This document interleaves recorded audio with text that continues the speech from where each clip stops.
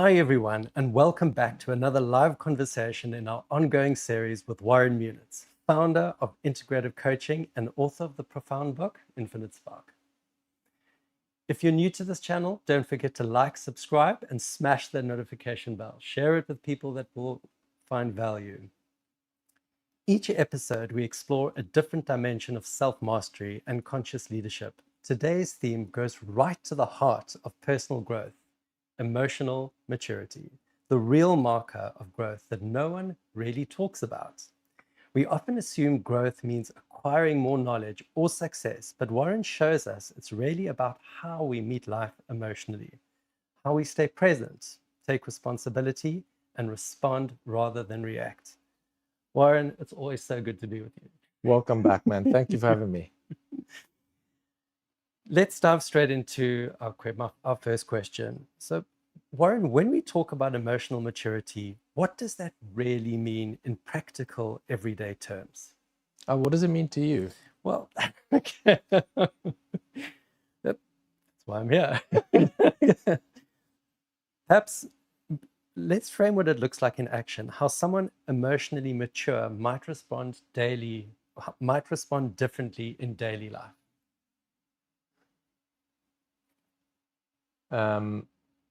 Yeah, so like what is emotional maturity in your definition? Let's just lay out, like, in a layman's term, when someone says emotional maturity, what does it mean to you? Well, just simply. Yeah. So how well I would perhaps perceive a situation, how I would respond to someone, how I would anticipate or evaluate a situation. Okay. So my experience is that often emotional maturity is, are you reactive or not reactive? Are you petty or not petty? Like, basically, if we take this into a work environment, and you maybe we talk about someone who you recognize talking to this person, it's emotionally draining, it's emotionally taxing. So that is transference and counter-transference happening, which happens all the time. But now you know what it is, and you're experiencing the counter-transference of this person's emotional projection onto you. The feeling you're having is this resonance or this dissonance, this experience between the two of you. So the more you are emotionally mature, the less that experience impacts you. The less they're, not only emotionally, the less their comments impact you.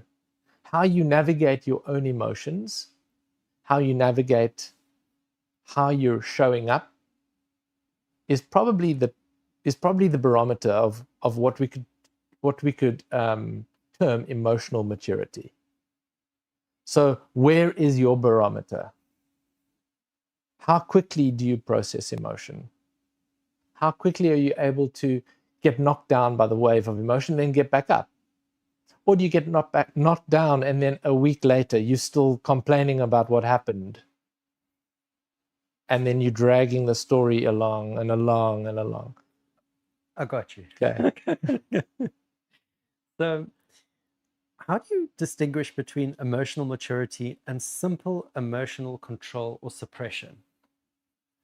So maybe share how suppression masquerades as control, but lacks awareness or presence. So if we take emotional suppression, it's probably done through some version of distraction, avoidance. I mean, even some types of addiction are actually just ways of suppressing our emotion. If we look at, did you say emotional control? I did. So I would use that term, and emotional management, emotional control. And I would say that that is a level where you are learning the skills. You're saying, oh, there's an emotion here. Let me engage with it. These are the steps. Okay, let me write it down. I must breathe now. And I would say that learning that is not suppressing your emotions. You're starting to manage them. And this is the step towards growth, a step towards emotional maturity. when that becomes your natural go-to, it's like you don't even have to think that's what you're doing already. You're going into the space of processing. You're going into recognizing that this is about you, not them. It's almost second nature. I would say that is your level of emotional maturity, which has taken how many years of emotional management and control or learning these skills to get there. It's amazing. You make it sound so practical, like it's something you can develop or something you can become aware of. Funny you say that. Yes, it certainly is something you can develop. And probably the most underrated area of development, which, what you said earlier, emotional maturity, growth, actually less about learning new knowledge and adding more layers of this information. It's more about removing these layers of thinking you know and moving into this space of experiencing the present moment as reality. If I can just jump in there for a second, I think that works if you're conscious of it. Let's say you're unconscious of it. That means unconscious of what? Of your emotions. If you're unconscious of your emotions, you're either dead or you're in a place where you're living so much in your head, which is essentially so much in fantasy, that you would need some type of shock to knock you into getting back in touch with your body. And that often happens when there's a trauma, there's a crisis, there's a loss. I suppose that's also trauma. Some type of overwhelm, career change, relationship change, moving house. Yeah. It's very nice and safe in the head because there are no feelings there. There's no feeling in the head. There's descriptions, and then there's plans and strategies and ideas and beliefs, but no feeling. It reminds me of a few things that we've chatted about before, but it seems to me that in order to self-regulate, it's almost like you need markers to catch yourself as these emotions start coming in. Maybe that is really what consciousness is being aware of, how consciousness and awareness are essentially the same thing. People define consciousness in different ways. Your conscious mind, that's consciousness, as opposed to unconsciousness. Really, those are just semantics around. We look at consciousness as awareness. It's awareness that we use that word rather. You're saying we need to have these triggers. Triggers are actually the experiences. You need to become aware of your triggers to then become aware of what's underneath. But it's like riding a bicycle. If you say to me you don't feel, I would say to you it's probably not possible to even ride a bicycle. How would you know you're falling? How would you know you're falling left or right? There's a I don't know if is it a disease where people don't have feeling, physical feeling. Yes. Okay? They can cut themselves and they have no idea. So they don't feel pain. No pain, sorry, yes. They don't feel pain. And I'm not sure you can look this up, but I think the average age that they live to is 25 without management. Why? Because pain is necessary to live and survive. And to learn, maybe. Do you think? Yeah. Don't put your hand in the fire. Feel it's getting hot. Oh, it's hot here. Yeah. So the next time I feel pain or discomfort, don't run away. Become conscious, because pain is bringing your awareness up. You're bringing that awareness of presence into the moment and bringing you out of where you were in fantasy. It's bringing you into here, into now. And often people will use pleasure to avoid pain. So let me just cover up this with some pleasure. That's another way of suppressing. Except if this is reality and this is emerging and you're trying to cover that up with pleasure or with things, do you see that there's a limitation to what you can do? Yeah, at some point, this whole thing breaks down. Why? Because reality is fundamental, and this thing that you're doing is a delusion. It's not reality. It's not real. Well, you certainly changed the way I've been thinking about things, Warren. So that's really useful. Guys, if you're loving this content, like, subscribe, share it with people that will find benefit. Let's move on. Warren, why is it so difficult for many high-performing leaders and professionals to develop emotional maturity, even though they're intelligent and self-aware?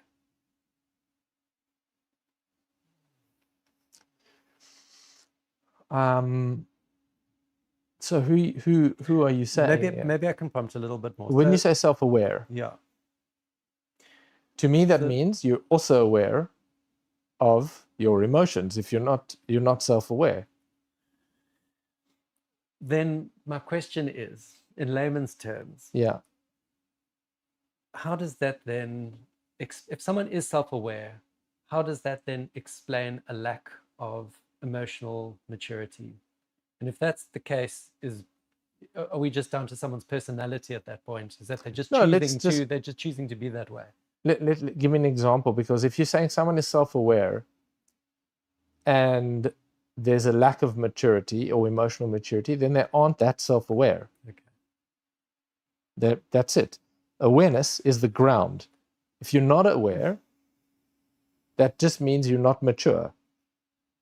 You can pretend to be mature based on a cultural norm, and then we go, oh, that's maturity, based on a definition that we all agree to, but that's not maturity. Yes. Okay.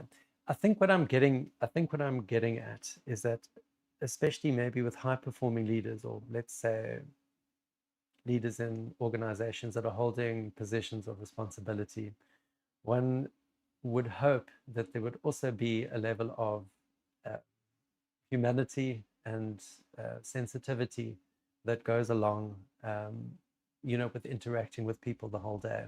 So I think often there's a misconception to say just someone is incredibly self-aware, they're aware of the effect that they're having on people, on the staff, and the people around them, but yet they still choose to act in a certain way that might not be useful to others. So give me an example, because what you're describing is, if you are saying this person is self-aware, yes, and they're still doing that, then they're not self-aware. Okay. It's not possible. Let me explain to you. Right. If you are really self-aware, then you are aware that what the self is actually one. And that everyone and everything are extensions of that one. So why would you hurt yourself? You wouldn't. Yeah. So if you're saying your left hand is in pain and your right hand doesn't care, so it keeps hitting it with a hammer, it's not sensical. It's not sensible to the self. However, when you look at how people interact with others, then they're not self-aware. They have a level of awareness, right, which is wherever that is on a scale. Right. But to call it self-aware, that's the lack of awareness, because that is not that awareness that everyone is connected. I think for me where the confusion comes in is the understanding that self-awareness doesn't necessarily imply it's compassionate or helpful to others. It's just the fact that it's self-aware. So self-awareness would imply compassion. You can't have self-awareness without compassion. You can't have compassion without self-awareness. What I mean by that, but then that goes against what you just said.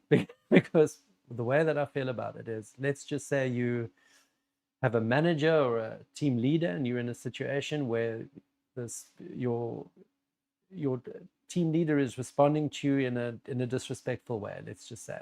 Okay, so we're talking about the team leader. Correct. Okay. let's just say that's the team leader knows exactly what they're doing. They're self-aware. They're aware of what they're doing, but yet they're still choosing to do it. So you're talking about something else. Right. That's not self-awareness. If you say, oh, do you know you're hurting this person? The person goes, yes. They're not aware. They're intellectually cognizant of that. They're not aware. Otherwise, they wouldn't hurt themselves. Yeah.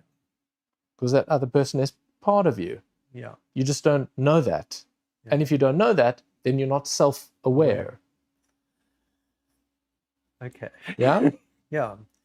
So, can you explain the link between childhood conditioning and the emotional reactions we face as adults? So, maybe lightly connect how early coping mechanisms shape our emotional patterns later in life.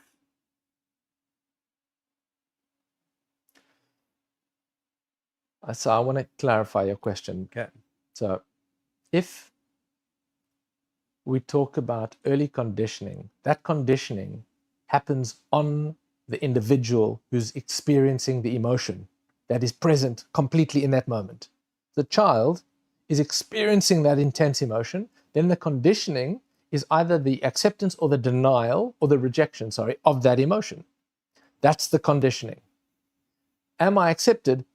Feeling angry? Am I accepted feeling sad? Am I accepted feeling shame? Am I accepted feeling joy? Depending on whether I'm accepted or not, in that moment as a child, determines the structure of the ego, the structure of the personality that is thinking, that is now starting to think, what is acceptable in this family dynamic? It's not conscious, but it is a process of exploring how to fit in with the unit, how to fit in with the group. Why? Because without the group, there's no survival. And so then that becomes the ground of the personality that later in life people take to be themselves, but it's not. They've misidentified their pattern for themselves. And that is where we are. Most people are at that level. They think that their pattern is their identity. Oh, I would die for this identity. No, you're dying for a puppet. You're dying for a false self. And that is why that false self can pretend not to be aware. Why? Because where is it? It's in the head. It's in almost like this isolated reality. But it's only mentally isolated. It's not actually isolated. Warren, you often speak about awareness as the foundation of transformation. How does awareness directly contribute to emotional maturity? So let's clarify. Please. Awareness is the ground of existence. So awareness doesn't contribute to it. It's the fabric of it. And the way we can explore that is, think of it like this.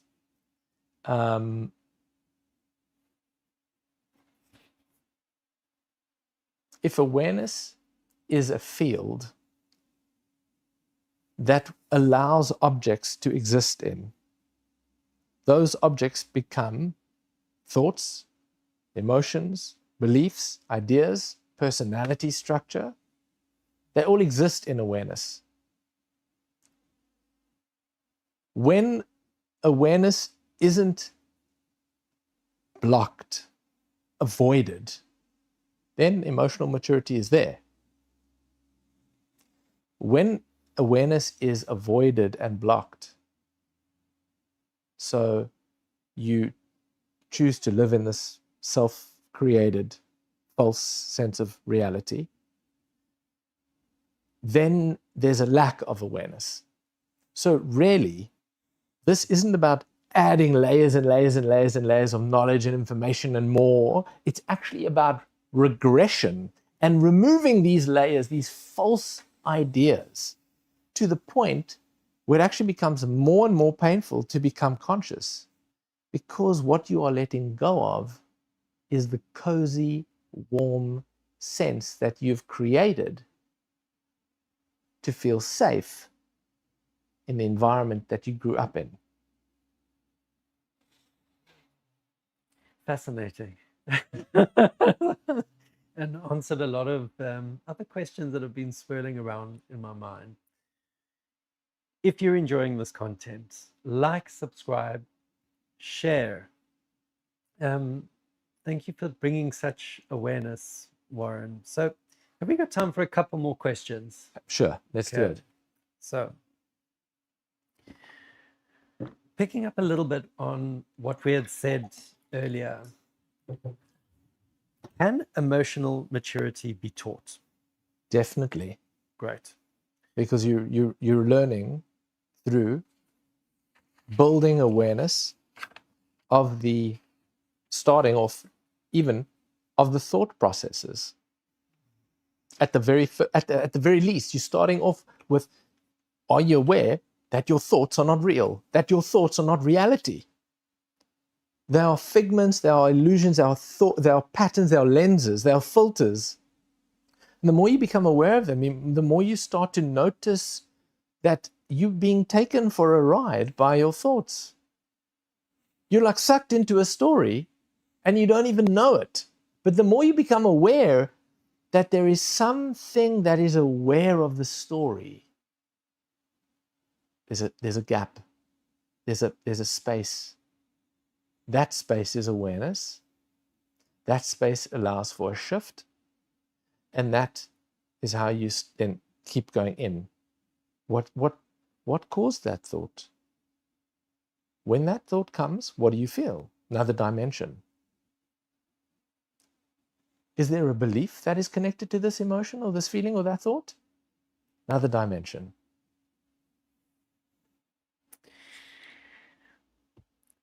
Final question, please. Warren, what daily or moment-to-moment practices would you recommend to build emotional maturity over time? I would say that you should come to us and get some coaching. But if you want something to, if you're starting out, there are a few books that you can read that are very good as a beginner. I think a great one is Caroline Mace's Anatomy of the Spirit, Eckhart Tolle's The Power of Now and New Earth. I mean, The Alchemist is Paulo Coelho. It's a brilliant book. People actually often misunderstand it. It's one of the most foundational metaphors there is. There are. See, my English is not my forte. Yeah. Then practices. Actually, you could read my book. That would be a good one. There's a lot of techniques and practices in my book, The Infinite Spark. We'll leave a link in the description for that. Maybe we can pop that in later. Journaling is something that probably would have the most profound shift over time for people that have not done anything before, because when you start writing your thoughts, if you just write stream of consciousness, start journaling, which is, what am I thinking? Right. What am I feeling? Right. What am I thinking? Right. What am I feeling? Right. If you write that, what you'll start to notice is that there are thoughts and feelings that you weren't even aware that were happening, because now that you have to write them down, you have to do that slowly. You have to really concentrate. What is there? So that is one thing that would work. 5-10 minutes a day to begin with. And I would say that breath awareness is probably the next step. Is just sit, become aware of the breath, and every time your mind gets distracted, every time you start thinking about something, every time you realize, hey, wait, my job was just to sit and breathe, just to sit and notice the breath, come back. Don't berate yourself. Don't judge yourself. Don't see it as a competition. Just take it for where you are. Come back to the breath. One very important thing is, and I think this gets missed a lot of the time, which is the position of your body. So we're sitting and it's very relaxing. In fact, if you propped up a pillow here, you could probably pass out and fall asleep. So sitting or lying down, which is better? Sitting. If you are so stressed that your entire body's in a knot and there's no chance you're going to fall asleep, then lie down, because then you're probably not going to fall asleep, and do breath awareness. But if you want to sit up and do breath awareness properly, you must try, I don't know if this comes across, you must try to keep your back, your neck, and your head straight, and imagine it like balancing rocks. Yeah, have you ever tried to go to the beach and balance little stones at the top? Tried it, yes. It's not easy. Not at all. Not easy, right? You think, oh, it's easier. It's not easy. And so here, what you want to do is you want to try to get, am I in the shot? No. You want to try to get your back, your neck, and your head in a straight line and feel your spine balancing one vertebra on top of the other.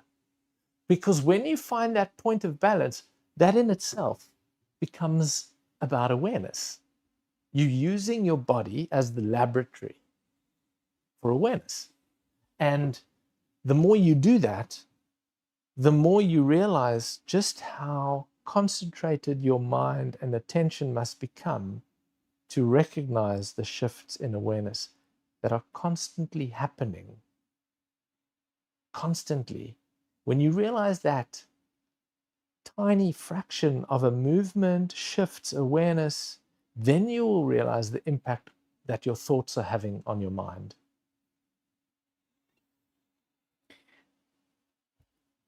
Warren, thank you for another deeply insightful conversation. Emotional maturity isn't about perfection, it's about presence. It's learning to stay conscious even when life presses our buttons. That's where real freedom begins. For those who would like to explore more of Warren's work and integrative programs, visit integrativecoaching.co.za for free resources, coaching details, and access to the infinite spark. Brilliant. Thank you so much. Until next time, stay aware, stay kind, and keep growing. I'm Aldon, this is Warren, and this has been a fantastic conversation. Thank you so much. Thank you, man. This was brilliant.